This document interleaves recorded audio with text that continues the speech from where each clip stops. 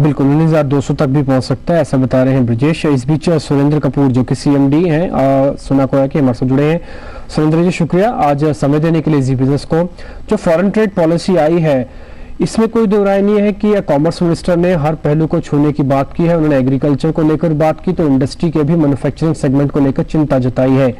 आप इसको ओवरऑल कैसे रेट कर रहे हैं और आपको लगता है ये फॉरेन ट्रेड पॉलिसी में जो बातें रखी गई है, सरकार के सामने चुनाव भी है, गंभीरता से इसको लिया जाएगा इस बार?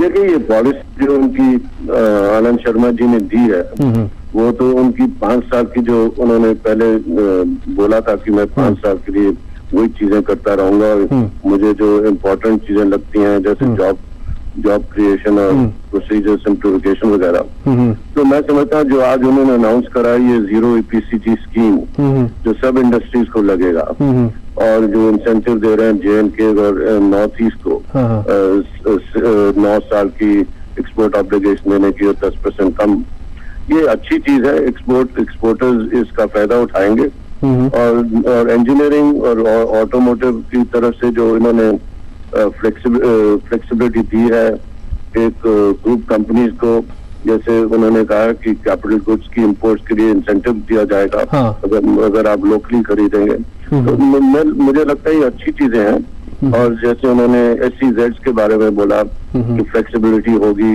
एग्जिट पॉलिसी होगी, तो ये और खासकर जो ये प्रोसीजर सिंप्लीफिकेशन ट्रांजैक्शन कॉस्ट कम करने के लिए, तो उन्होंने अच्छी चीजें कही हैं। मुझे कुछ बुराई तो नहीं लगी उनकी ट्रेड पॉलिसी में।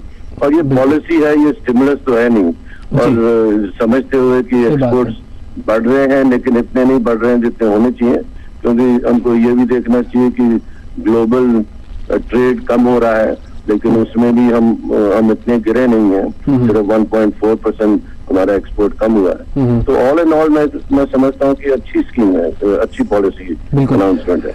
मिस्टर कपूर एक चीज मैं और पता करना चाहता हूँ आपसे, अभी थोड़ी देर पहले ही एक सभी पार्टियों की बैठक चल रही थी जिसमें जमीन अधिग्रहण को लेकर भी एक आम राय बन चुकी है, आप भी इस चीज से वाकिफ हैं।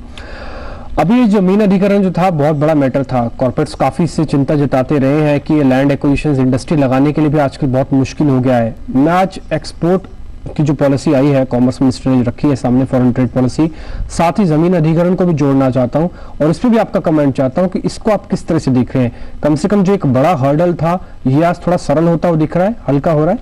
देखिए मुझे मालूम नहीं कि एक्चुअली क्या ये पॉलिटिकल पार्टीज ने अग्री करा है जी, तो मैं उसके बारे में कमेंट नहीं कर सकता हूँ, लेकिन ये जरूरी कह सकता हूँ कि लैंड एक्विजिशन एक्ट को पास करवाना बहुत जरूरी है। हमारे सब चेंबर्स ने इसके बारे में उनको राय दी है कि क्या क्या इम्प्रूवमेंट होनी चाहिए। तो जब तक मैं देखूंगा नहीं कि उन्होंने क्या एग्री करा है उसके बारे में कमेंट में कर नहीं सकता।